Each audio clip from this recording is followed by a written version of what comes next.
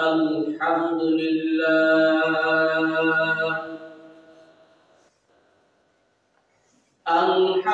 لله الذي جعل الشمس والقمر بحسبان والنجم والشجر يسجدان وفضل زمعانا على زمعان وفضل مكانا على مكان وإنسانا على إنسان ونشهد أن لا إله إلا الله وحده لا شريك له ونشهد أن سيدنا ومولانا محمدا عبده ورسوله الذي أرسله بالحق بشيرا ونذيرا وداعيا إلى الله بإذنه وسراجا وقمرا منيرا فقد قال الله تعالى في كلامه المجيد وفي فرقان الحميد أعوذ بالله من الشيطان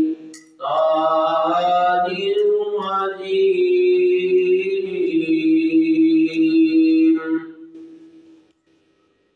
بسم الله الرحمن الرحيم ألهاكم التكاثر حتى زرتم المقابر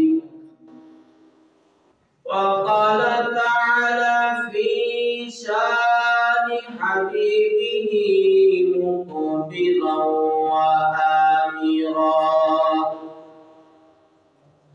إن الله وملائكته يصلون على النبي يا أيها الذين آمنوا صلوا عليه وسلموا تسليما اللهم صل على سيدنا ونبينا وشفيعنا وحبيبنا ومولانا محمد صلى الله عليه وعلى آله وأصحابه وبارك وسلم اللهم صل على سيدنا ونبينا وشفيعنا وحبيبنا ومولانا محمد صلى الله عليه وعلى آله وأصحابه وبارك وسلم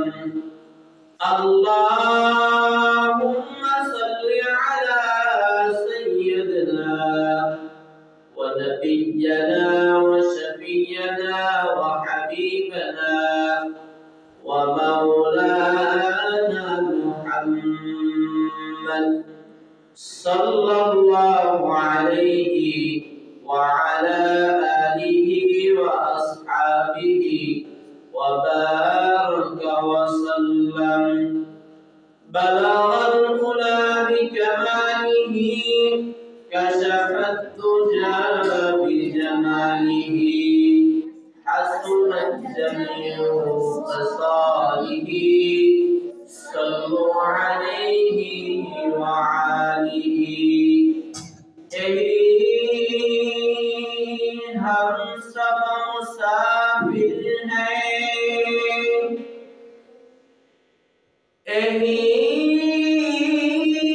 हम सब मुसाफिर हैं, वही आखिर ठिकाना, कोई आगे रवाना है, कोई पीछे रवाना।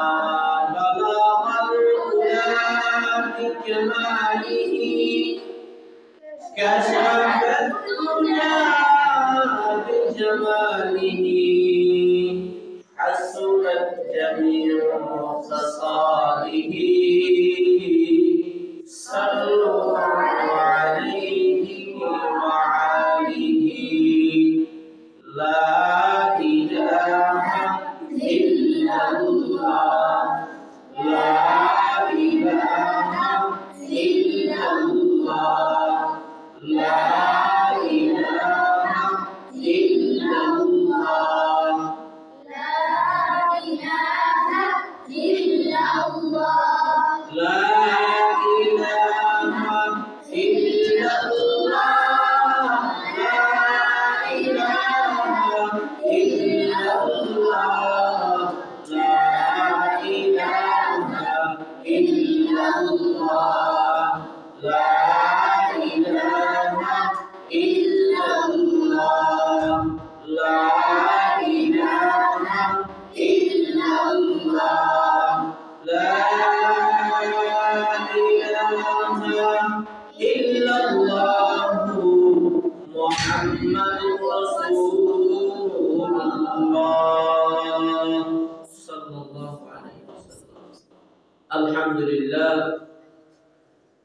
আল্লাহ পাক রব্বুল আলামিনের দরবারে অসংখ্য শুকর ও সুজুদ, যে মহান রব্বুল আলামিন আজকের পবিত্র জুমার দিনে আপনাকে ও আমাকে তার ঘরে আসা এবং বসার মতন তৌফিক দিয়েছেন। এজন্য মহান রব্বুল আলামিনের দরবারে শুকরিয়া আদায় করি। আলহামদুলিল্লাহ, আলহামদুলিল্লাহ। আল্লাহ পাক রব্বুল আলামিন দুনিয়ার সমস্ত খারাপি থেকে, ফিতনা ফাসাদের ভিতর থেকে আপনাকে ও আমাকে আলাদা করে আল্লাহর ঘর মসজিদে ইবাদতের জন্য মহান রব্বুল আলামিন যে কবুল করেছেন, এজন্য ওই মহান রবের কাছে আরো একবার শুকরিয়া আদায় করি। আলহামদুলিল্লাহ, আলহামদুলিল্লাহ। সম্মানিত হাজিরিন, রজব মাসের আজকের এই প্রথম জুমা, এই রজব মাসের প্রথম জুমায় আল্লাহর ঘর মসজিদে আপনি আমি হাজিরা দিতে পেরে খুশি না বেজার? খুশি। এজন্য খুশি হয়ে আনন্দ চিত্তে অন্তরের অন্তঃস্থল থেকে আরো একবার কালিমাতুশ শুকর আদায় করি। আলহামদুলিল্লাহ, আলহামদুলিল্লাহ। সম্মানিত হাজিরিন,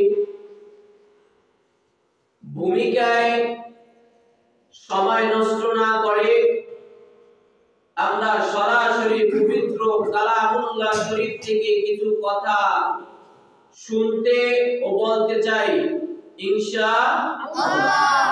আল্লাহ পাক রব্বুল আলামিন যেন আমাদেরকে আমলের নিয়াতে বলবার, শ্রবণ করার শক্তি দান করেন। সকলে বলি আল্লাহুম্মা আমিন। আমি আপনাদের সম্মুখে কোরআনুল কারীমের 30তম পারার ভিতর থেকে ছোট্ট একটা সূরা তেলাওয়াত করেছি। সূরাটির নাম হলো সূরা আত-তাকাসুর। এর আয়াত সংখ্যা হলো 8টি। 28টি বাক্য দিয়ে 120টি অক্ষর বা হরফ দিয়ে আল্লাহ পাক রব্বুল আলামিন এই সূরাকে সাজিয়েছেন। সুবহানাল্লাহ। এই সূরাটি কোরআনুল কারীমের ভিতরে রব্বুল কারীম নাযিল করেছেন। তো এই সূরাটির নামকরণ সূরা আত-তাকাসুর কেন করা হলো? মুফাসসিরিন কিরামগণ লেখেন যে এই তাকাসসুর শব্দটা এই সূরার একটা বিশেষ অংশ। এজন্য এই সূরার বিশেষ অংশ থেকেই সূরাটির নাম করা হয়েছে সূরা আত-তাকাসুর। এখন এই সূরাটির ফজিলত কি? সূরাটি পড়লে লাভ কি?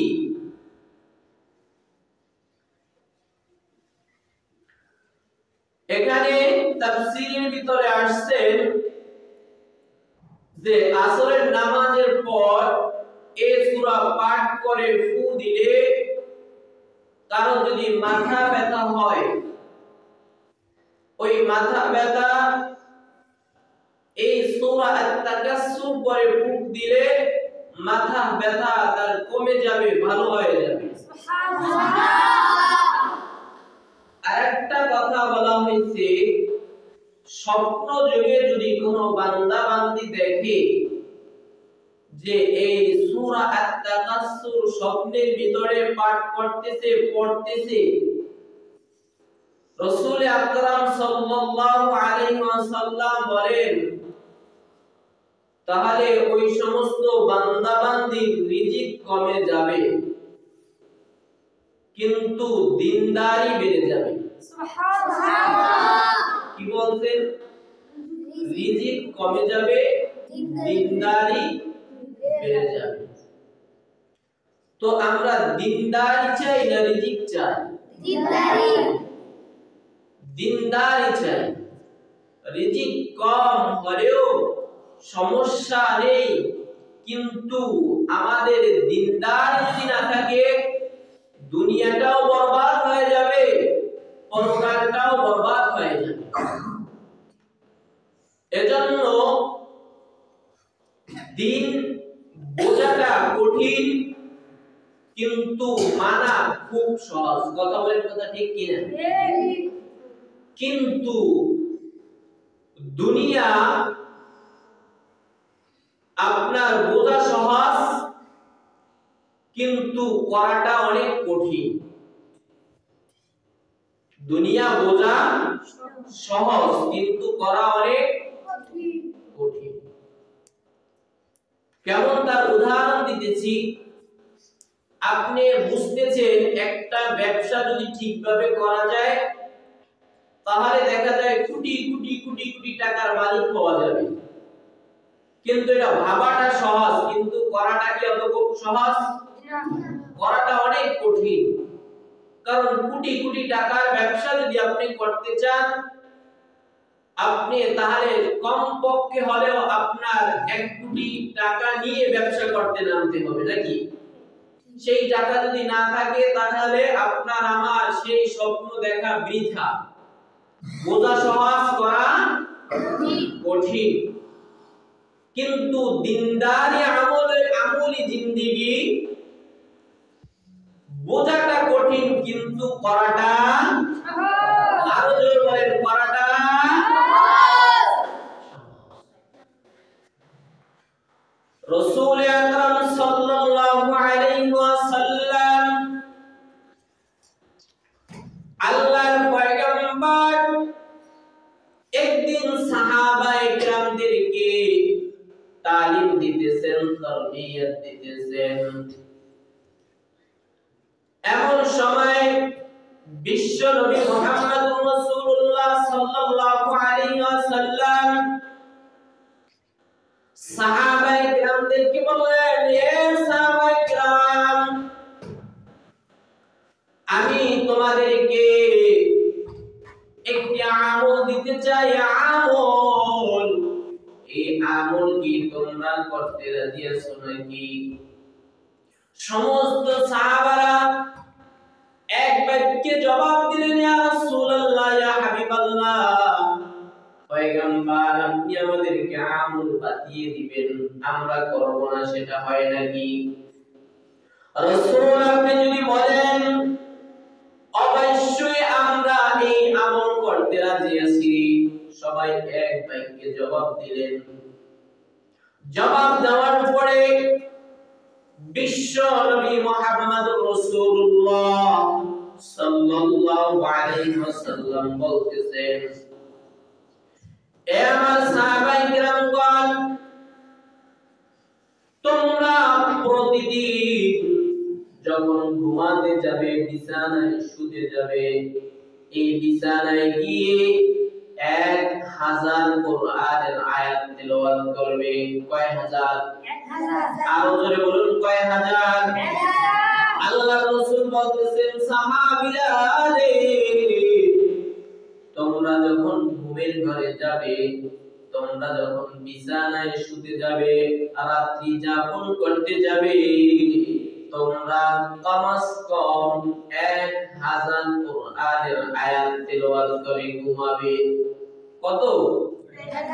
1000 আয়াত তেলাওয়াত করে ঘুমাবে। যখন এই কথা বললেন, সমস্ত সাহাবারা চুপ হয়ে গেলেন, কেউ কোনো কথা বলে না। কারণ আল্লাহ রাসূলের সামনে কিছুক্ষণ পূর্বেই তারা বলছে, ইয়া রাসূলুল্লাহ, ইয়া হাবিবাল্লাহ, পয়গম্বর, আপনি আমল দিবেন আর আমরা সেই আমল করব না, সেটা হতে পারে না। কিন্তু আল্লাহ রাসূল যে কথা বলতেছেন, প্রতিদিন ঘুমের পূর্বে 1000 কোরআনের আয়াত তেলাওয়াত করা। তাফসীর কারকগণ এখানে লেখেন, 1000 আয়াত যদি কারো তেলাওয়াত করতে হয়, কমস কম কোরআনুল কারীমের একটা দুইটা পারা নয়। তাফসীর কারকগণ লেখেন, কমসে কম 6টা পারা তাকে তেলাওয়াত করতে হবে। কয় পারা? 6 পারা। রাত্রে সব কাজ শেষ করে, খানা পিনা শেষ, ঘুমাইতে গিয়ে 6 পারা কোরআন তেলাওয়াত করতে কত সময় লাগবে? 6 মিনিট। জবাব দেন, কয় মিনিট? 10 মিনিট, আধা ঘন্টা, 1 ঘন্টা? 1 ঘন্টায় করা সম্ভব নয়। তাহলে আল্লাহ রাসূল এই আমল যখন দিলেন যে রাতে ঘুমানোর সময় তোমরা এই আমল করবে, সমস্ত সাহাবারা চিন্তিত হয়ে গেলেন যে 6টা পারা কোরআন সারা দিন কাজকর্ম করে ক্লান্ত অবস্থায় রাতে শুতে গিয়ে, বিছানায় গিয়ে এই 6 পারা কোরআন তেলাওয়াত করে কিভাবে ঘুমাবো? সমস্ত সাহাবারা চিন্তায় পড়ে গেলেন। আল্লাহ রাসূল সামনে বসে মুস্কি মুস্কি হাসতেছেন। আল্লাহ রাসূল কোনো কথা বলেন না। এবার বিশ্ব নবী বলতেছেন, আমার সাহাবীরা রে, তোমরা কি ভয় পেয়ে গেলে? তোমরা কি চিন্তিত হয়ে গেলে নাকি? কোন সাহাবী কোনো কথা বলে না। এবার বিশ্ব নবী বলেন, আমার সাহাবীরা শোনো শোনো শোনো, এই 1000 কোরআনের আয়াত করলে যে সওয়াব, এই সমপরিমাণ সওয়াব যদি তোমরা 1 মিনিটের ভিতরে অর্জন করতে পারো, লাভ করতে পারো, এই আমল তোমরা করতে পারবে। এই কথা শোনার সাথে সাথে সমস্ত সাহাবাদের মুখে হাসি ফুটে উঠলেন। এখন সাহাবারা বলতেছেন, ইয়া রাসূলুল্লাহ, ইয়া হাবিবাল্লাহ, অবশ্যই পারব। আল্লাহর নবী এবার ডাক দিয়ে বলতেছেন, সাহাবীরা, এতক্ষণ তোমাদের মুখ মলিন হয়ে গিয়েছিল, তোমরা চিন্তায় পড়ে গিয়েছিলা যে আল্লাহর হাবিব ঘুমের পূর্বে 1000 কোরআনের আয়াত তেলাওয়াত করতে বলতেছেন, তোমরা নাও বললা না, হাও বললা না, কিন্তু সকলের চেহারার ভিতরে চিন্তার ছাপ ফুটে উঠেছিল। কিন্তু সাহাবীরা শোনো শোনো, কোন চিন্তার কারণ নাই। কোরআনুল কারীমের ভিতরে রব্বুল কারীম এমন একটা সূরা নাযিল করেছে, কোন মুমিন বান্দা বান্দি যদি ঘুমের পূর্বে এই সূরাটা তেলাওয়াত করেন, সূরা আত-তাকাসুর, কি সূরা? সূরা আত-তাকাসুর যদি কোন মুমিন বান্দা বান্দি একবার তেলাওয়াত করে ঘুমানোর পূর্বে, আল্লাহ পাক রব্বুল আলামিন ওই সমস্ত বান্দা বান্দীদের আমলনামার ভিতরে 1টা 2টা 3টা 4টা আয়াতের সওয়াব দিবে না, 100 200 কোরআনের আয়াত তেলাওয়াতের সওয়াব আল্লাহ দিবে না। আমার আল্লাহ ঘোষণা করেছেন, এই সূরা আত-তাকাসুর যদি কোন মুমিন বান্দা বান্দি ঘুমের পূর্বে একবার তেলাওয়াত করে, আমার আল্লাহ তার আমলনামার ভিতরে 1000 কোরআনের আয়াত তেলাওয়াত করলে যে সওয়াব, এই সমপরিমাণ সওয়াব আমলনামার ভিতরে দিয়ে দিবে। সুবহানাল্লাহ, আরো জোরে বলি না সুবহানাল্লাহ। এই সূরাটা কি আমরা প্রতিদিন ঘুমের পূর্বে তেলাওয়াত করতে পারবো? ইনশাআল্লাহ। আরো জোরে বলি, আমরা কি তেলাওয়াত করতে পারবো? ইনশাআল্লাহ। আজকের রাত্র থেকে যদি এই সূরাটি আমাদের ঘুমের পূর্বে আমরা তেলাওয়াত করতে পারি, তাহলে আজকের এই জুমার আলোচনা, রজব মাসের প্রথম জুমার আলোচনা আমার সার্থক হবে। পারা যাবে তো ভাই? ইনশাআল্লাহ। কয়টা আয়াতের সওয়াব আল্লাহ দিবে? 1000। কত পারা কোরআন তেলাওয়াতের সওয়াব? 6 পারা কোরআন তেলাওয়াতের সওয়াব। তার সাথে সাথে যদি আর 3 বার না 2 বার সূরা 3 বার সূরা ইখলাস তেলাওয়াত করি, তাহলে এক খতম কোরআন শরীফের সওয়াব আল্লাহ দিয়ে দিবে। তো ইসলাম বোঝা কি? বোঝা কঠিন করা, বোঝা কঠিন করা। ইসলাম বোঝা কঠিন কিন্তু করা সহজ, আর দুনিয়াদারি বোঝা সহজ করা কঠিন। তো আসুন আল্লাহ পাক রব্বুল আলামিন সূরা আত-তাকাসুরের ভিতরে কি বলতেছেন? রব্বুল আলামিন সূরা আত-তাকাসুরের ভিতরে বলতেছেন, আলহাকুমুত তাকাসুর। রব্বুল আলামিন এই সূরা আত-তাকাসুরের প্রথম আয়াতের ভিতরে আল্লাহ পাক রব্বুল আলামিন বলতেছেন, তোমাদেরকে খতম করেছে, তোমাদেরকে ঘেরাও করে ধরেছে, তোমাদেরকে পাকড়াও করেছে তোমাদের প্রাচুর্য। এখন এই প্রাচুর্য জিনিসটা কি? তাফসীরের ভিতরে লেখেন,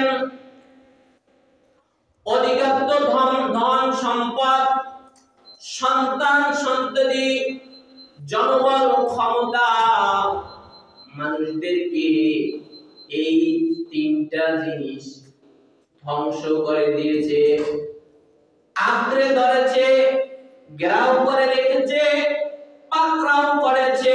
কে বলতেছেন? আল্লাহ। আরো জোরে বলেন, কে বলতেছেন? আল্লাহ। আল্লাহ বলতেছেন, আলহাকুমুত তাকাসুর, তোমাদেরকে ঘেরাও করে রেখেছে, তোমাদেরকে পাকড়াও করে রেখেছে, তোমাদেরকে পরকাল জিন্দেগি ভুলিয়ে দিয়েছে, তোমাদেরকে কবরের জিন্দেগিকে ভুলিয়ে দিয়েছে। 3টি জিনিস তাকাসুর।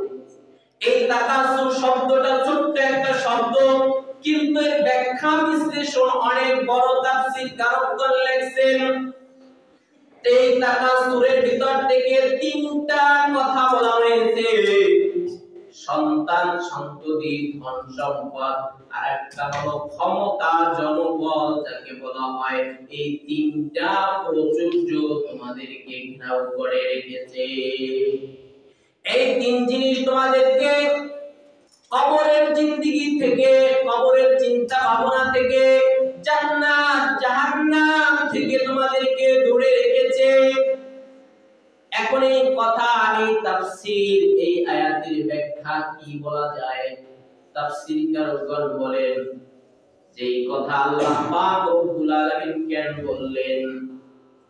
আলহাকুমুত তাকাসুর, যার ধন সম্পদ এত বেশি, এত বেশি, এত বেশি, ওই সমস্ত বান্দার কোটি কোটি টাকা থাকার পরেও বান্দা আরো চাই, আরো চাই, আরো চাই।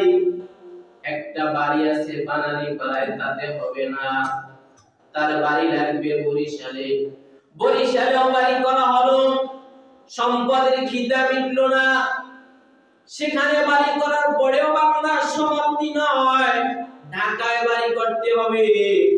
ঢাকায় বাড়ি করার পরেও বান্দার সমাপ্তি নয়, বান্দার মালয়েশিয়াতে বাড়ি করতে হবে। মালয়েশিয়া বাড়ি করেও শান্ত নয়, বান্দার আমেরিকায় সিটিজেন হতে হবে, সেখানেও বাড়ি করতে হবে। বান্দা সেখানে বাড়ি করার পরেও বান্দার ক্ষুধা মিটলো না, ক্ষুধা নিবারণ হলো না, আমেরিকায় বাড়ি করতে হবে। বান্দা উচ্চ উচ্চ যত রাষ্ট্র রয়েছে, এই রাষ্ট্রের ভিতরে বান্দা বাড়ি করতেছে, ধন সম্পদ যত হইতেছে, তারপরেও বান্দার এই বড়াই দুনিয়াবি ক্ষুধা নিবারণ হলো না। কথা বলেন, কথা ঠিক কিনা? রব্বুল আলামিন সে কথাই এখানে বলতেছেন, আলহাকুমুত তাকাসুর, তোমাদেরকে ধন সম্পদের প্রাচুর্য তোমাদেরকে গ্রাস করে রেখেছে। আর মাঝে মাঝে তোমাদের ভিতরে এমন ভাব চলে আসে, বলে তুই আমার সাথে কথা বলতেছিস, তুই আমাকে চিনিস নাকি? তোর সাথে আমার সাথে যায় নাকি বেটা? আমার অমুক অমুক জায়গায় বাড়ি আছে, আমি এত হাজার কোটি টাকার মালিক, তুই যে আমার সাথে বসে চা খাচ্ছিস, এটাই তো তোর সৌভাগ্য। এমন লোক আছে না নাই? আমি যদি চিল্লাই বলতে হবে, এমন লোক সমাজের ভিতরে আছে না নাই?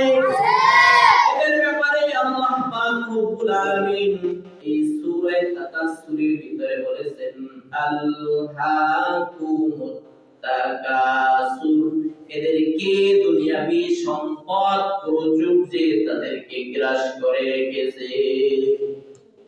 এই বান্দার যে ফজরের নামাজ ছুটে গেল, বান্দা উদাসীন, কোনো খবর নাই। বান্দা জোহরের নামাজ পড়ে নাই, বান্দা উদাসীন, কোনো খবর নাই। বান্দা এমনি ভাবে প্রতিদিন 5 ওয়াক্ত নামাজ ছেড়ে দিতেছেন, আল্লাহর ফরজ ইবাদত, কিন্তু বান্দার কোনো খবর নাই। বান্দা দিনের পর দিন নামাজ ছাড়তেছে, সপ্তাহের নামাজ ছাড়তেছে, বান্দা মাসের পর মাস নামাজ ছাড়তেছে, বান্দা বছরের পর বছর নামাজ ছেড়ে দিতেছে। একটা বারের জন্য চিন্তা করলো না, আমি যে নামাজ ছেড়ে দিতেছি, আমার অবস্থা কি হবে, আমার কবরের জিন্দেগি কি হবে? একটা বারের জন্য বান্দা চিন্তা করলো না। তার শুধু চিন্তা, আমার বাড়ি একটা আছে, আর একটা কিভাবে হবে? বাড়ি একতলা আছে, 2 তলা কিভাবে করা যায়? 2 তলা বাড়ি আছে, এই বাড়ি 3 তলা কিভাবে করা যায়? 3 তলা বাড়ি আছে, এই বাড়ি 4 তলা, 5 তলা, 10 তলা, 20 তলা কিভাবে করা যায়? আমার বাড়ি বিভিন্ন কান্ট্রির ভিতরে, যেন উন্নত রাষ্ট্রের ভিতরে করা যায়। বান্দার ভিতরে এই সমস্ত চিন্তা ভাবনা চেপে বসেছে, তাকে ধন সম্পদ, তাকে কবরের জিন্দেগি থেকে ফিরিয়ে রেখেছে। কথা বলেন, কথা ঠিক কিনা? এই চিন্তায় ভাবনা কবে নামবে মাথার থেকে? আবার এক শ্রেণীর লোক আছে, সন্তান সন্ততি বংশের বাহাদুরি দেখায়। কথা বলেন, কথা ঠিক কিনা?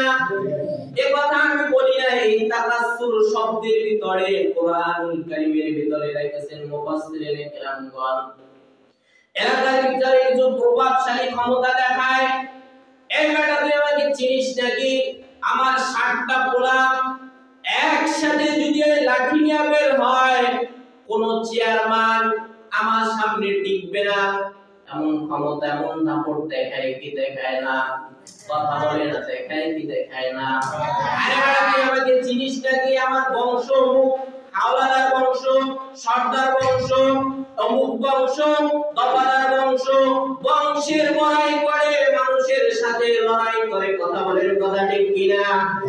এদেরকেও এই অহংকার তাদেরকে গ্রাস করে রেখেছে। শুধু এই পর্যন্তই সমাপ্তি নয়, তাফসীরকারগণ লেখেন এরা এদের বাপ চাচা যারা ছিল কবরে গেছে, এদের কবর নিয়েও তারা বড়াই করে। দাপট তো দেখায় দেখায়, এদেরকে ধরে ধরে নিয়ে মানুষ দেখায়, আরে বেটা দেখ আমার বাবার কবরটা 7-8 তম্বা, আমার চাচার কবরটা 7.5 তম্বা, এরা কেমন মানুষ ছিল, কেমন পুরুষ ছিল, এদের সন্তান হলাম আমরা, তাহলে আমাদের দেশ কি সেটা তো বুঝিসই। কথা কয় না, হাসে। আমি কি মিথ্যা বললাম না? শুধু তাই নয়, এই তাফসীরের ভিতরে আবার লিখতেছেন মুহাদ্দিসিনে কেরামগণ যে এক শ্রেণীর মানুষ আছে যখন ক্ষমতা চলে আসে হাতের ভিতরে, ক্ষমতার বাহাদুরির কারণে দুনিয়ার কাউকে কিছু মনেই করে না। কথা বলেন কথা ঠিক কি না?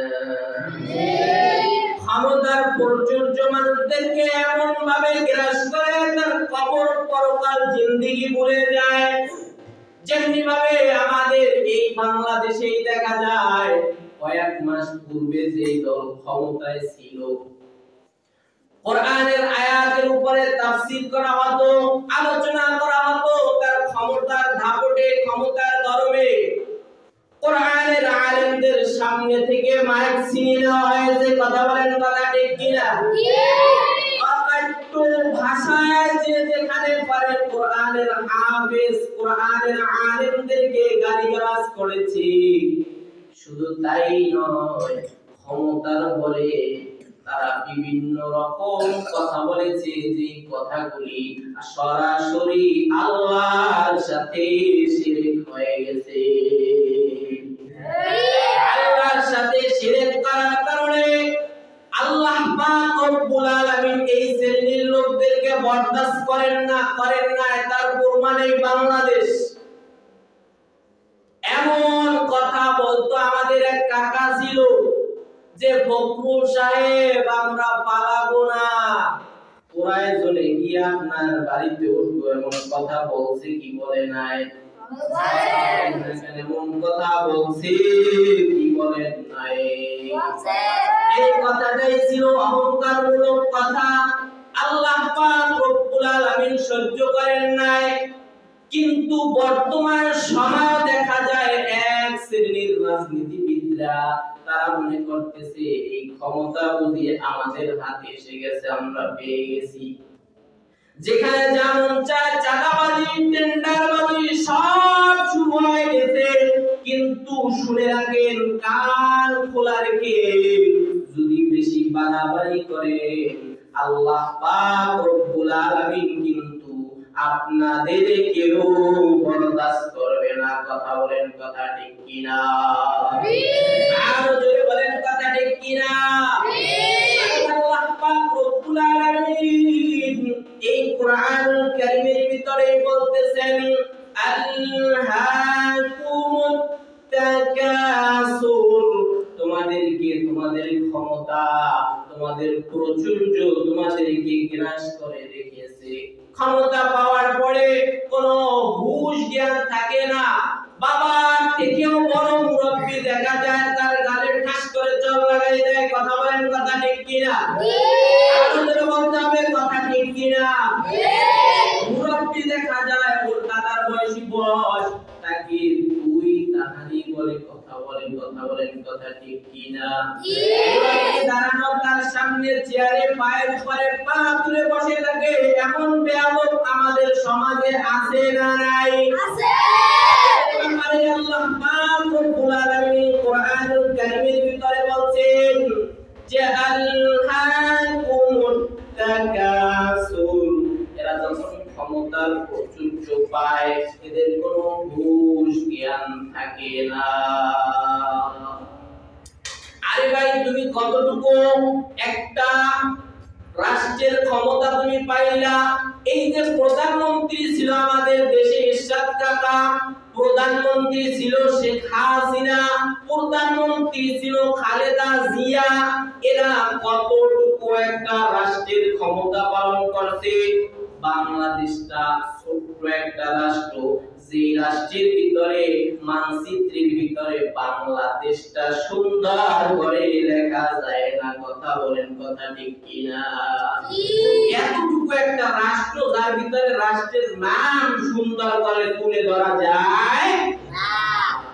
1,55,000 বর্গ মাইল বোধহয় বাংলাদেশের আপনার রাষ্ট্রীয় যে ম্যাপ, বাংলাদেশের নামটা সুন্দর করে লেখা যায় না। এর ক্ষমতা পাইয়ে বাবারে বাবা দাপট কে দেখে?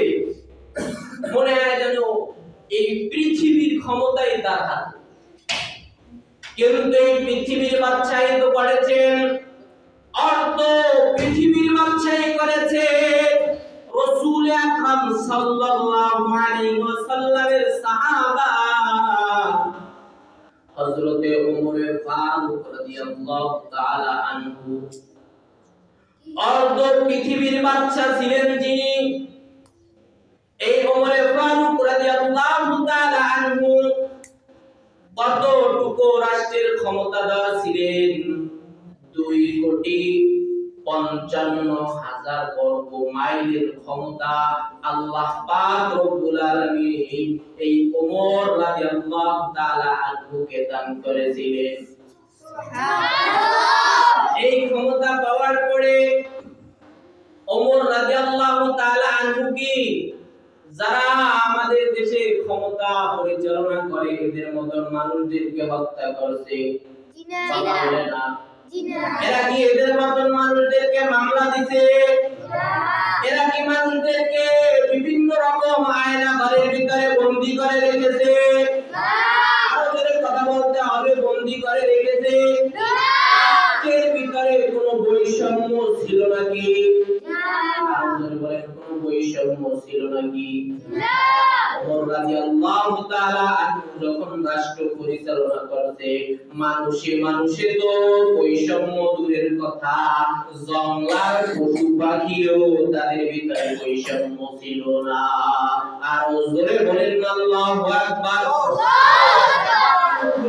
উচ্চ স্বরে বলেন আল্লাহু আকবার। ওমর ফারুক রাদিয়াল্লাহু তাআলা আনহু মদিনায় বসে যখন রাষ্ট্র পরিচালনা করেন, তার পশ্চিমে আফ্রিকার জঙ্গলের ভিতরে, একই জঙ্গলের ভিতরে হরিণ বসবাস করেন, সিংহ বসবাস করেন। এক জায়গায় গিয়ে হরিণ পানি খায়, আপনার সিংহ পানি খায়, হরিণকে কোনো কিছু বলতেছে না।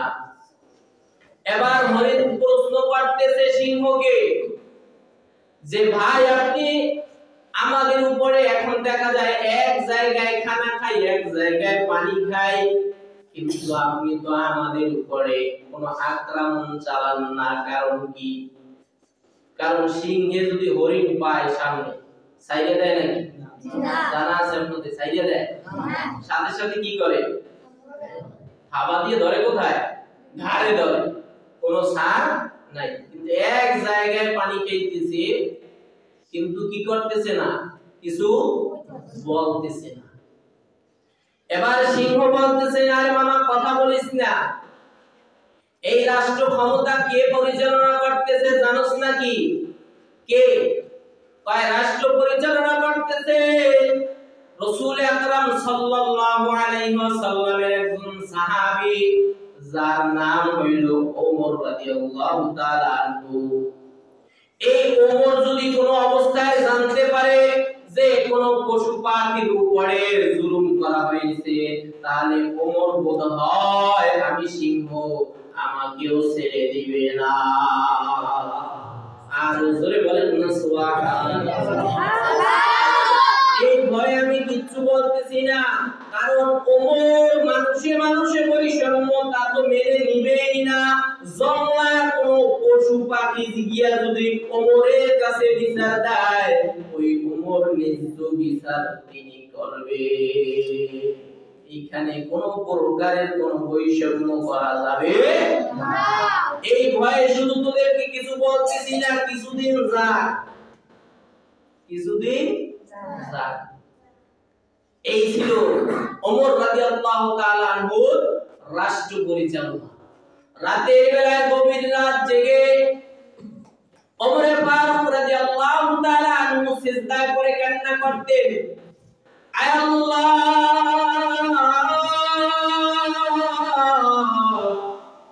এত বড় ক্ষমতা, এত বড় দায়িত্ব আমার কাঁধে তুলে দিলেন। আয় আল্লাহ, আমার রাষ্ট্রের ভিতরে যদি কোথাও কোনো একটা কুকুর, কোনো একটা পশু পাখি যদি না খেয়ে মারা যায়, কাল কিয়ামতের ময়দানে আমি ওমর তো আপনার দরবারে আসামি হয়ে যাব। এই ওমর রাষ্ট্র পরিচালনা করতেছে। কিভাবে রাষ্ট্র পরিচালনা করছে গত জুমায় হুজুর আলোচনা করেছিল নাকি? ওইদিকে আর গেলাম না। এই ওমর ফারুক রাদিয়াল্লাহু তাআলা আনহু রাষ্ট্র পরিচালনা করতেছেন। এমন সময় মক্কা মদিনা তার তদারকিতে চলতেছে। ওমর ফারুক রাদিয়াল্লাহু তাআলা আনহু তিনি চিঠি লিখলেন বাইতুল মাকদাসে, জেরুজালেমে চিঠি লিখলেন ইহুদিদের কাছে যে এই বাইতুল মাকদাস তোমরা কি এটা আমি ওমরের কাছে স্বেচ্ছায় ছেড়ে দিবে, না তোমাদের সাথে যুদ্ধ করতে হবে? কি করতে হবে? যুদ্ধ করতে হবে। ইহুদিদের ওই রাষ্ট্রের যিনি প্রধান, ইহুদিরা চিঠি লিখলেন যে আমিরুল মুমিনিন, আপনার কোনো যুদ্ধ করতে হবে না, আপনার সাথে ক্ষমতায় আমরা পারবো না, যুদ্ধ করতে চাই না, আপনার হাতেই বাইতুল মাকদাস আমরা তুলে দিতে চাই। কিন্তু আমিরুল মুমিনিন, আপনি কেমন মায়ের পুত, এত সুন্দর রাষ্ট্র পরিচালনা করতেছেন, জঙ্গলার পশু পাখি পর্যন্ত বৈষম্য করে না, আমরা শুধু আপনার চেহারাটা এক নজর দেখতে চাই। জোরে জোরে বলেন না সুবহানাল্লাহ। এবার আমিরুল মুমিনিন হযরত ওমর ফারুক রাদিয়াল্লাহু তাআলা আনহু তার দাসকে নিয়ে, কিনা গোলামকে নিয়ে রওনা দিলেন। উটের পিঠে ওমর ফারুক রাদিয়াল্লাহু তাআলা আনহু উঠলেন। উট চলতেছে, কিতাবের ভিতরে লেখছেন যখন 3 মাইল, কোন জায়গায় লেখছেন 6 মাইল অতিক্রম করতে। এরপরে ওমর ফারুক রাদিয়াল্লাহু তাআলা আনহু বললেন, এই গোলাম দাঁড়াও দাঁড়াও, উট থামাও। উট যখন থামানো হলো, ওমর ফারুক রাদিয়াল্লাহু তাআলা আনহু উটের পিঠ থেকে নেমে গেলেন। এবার গোলামকে বলতেছেন, এই গোলাম, এই উটের পিঠে তুমি ওঠো, আর আমি সওয়ারি, তুমি সওয়ারি হও, আর এই উটের লাগাম আমার কাছে দাও, আমি ওমর এখন উটের লাগাম ধরে ধরে তোমার সামনে সামনে চলবো। সুবহানাল্লাহ। আর ধরে চিল্লিয়ে বলেন না সুবহানাল্লাহ। এবার ওমর ফারুক রাদিয়াল্লাহু তাআলা আনহু পৃথিবীর খলিফা,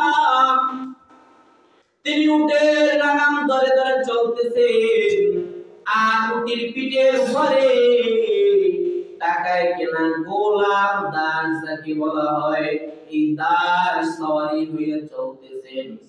ওমর ফারুকের গোলাম বলতেছেন, দোয়া ইউজ করতেছেন, লা ইলাহা ইল্লা আনতা সুবহানাকা ইন্নী কুনতু মিনাজ জালিমিন। আল্লাহ, তোমার আসমানি গজব থেকে আমারে বাঁচাও, আসমানি গজব থেকে আমারে বাঁচাও। ওমর প্রশ্ন করলেন, এই গোলাম তুমি কি জানি দোয়া করতেছিলা, কি দোয়া করতেছো, ব্যাপার কি? এবার বলেন, আমিরুল মুমিনিন, কোন দোয়া করতেছি না। বলেন, আপনি কি জানি দোয়া মাত্র বললাম।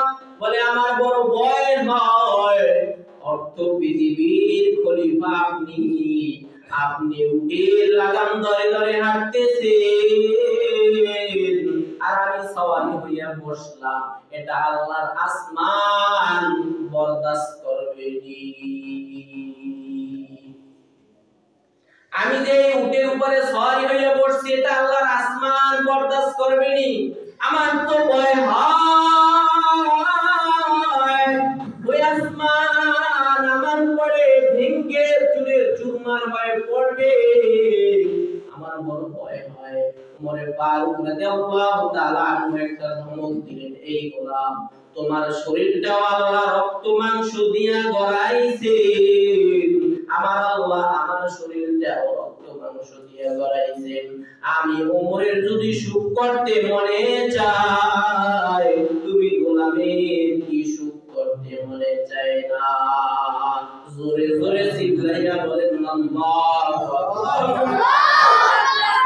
একজন বাচ্চা যদি এমন হয় যে তার গোলামের জন্য চিন্তা করতেছেন যে আমার শরীর, আমার দেহটা আল্লাহ রক্ত মাংস দিয়া গড়াইছেন, আমার এই দেহ মন চায় সিরুমে থাকতে, আমার এই মনটা চায় ফ্যান পাখা ঘুরাইতে, আমার মনটা চায় একটা সুন্দর পালনে ঘুমাইতে, আমার মনটা চায় সুন্দর সুন্দর খানা খাইতে, কিন্তু আমার রাষ্ট্রের যে সমস্ত প্রজারা আছে, এই প্রজাদের তো মন চায় ফ্যানের বাতাস খাইতে, এই প্রজাদের তো মন চায় ভালো ভালো খানা খাইতে। তাহলে আমি আমার রাষ্ট্রের কোটি কোটি কোটি কোটি টাকা কিভাবে অন্য রাষ্ট্রে পাচার করি? কথা বলেন, কথা ঠিক কিনা? এই চিন্তা ভাবনা যদি রাজার ভিতরে থাকতো, বাচ্চা এমপি মন্ত্রীর ভিতরে থাকতো, তাহলে আমার বাংলার জমিনের একটা লোক আজকের গরিব থাকতো না।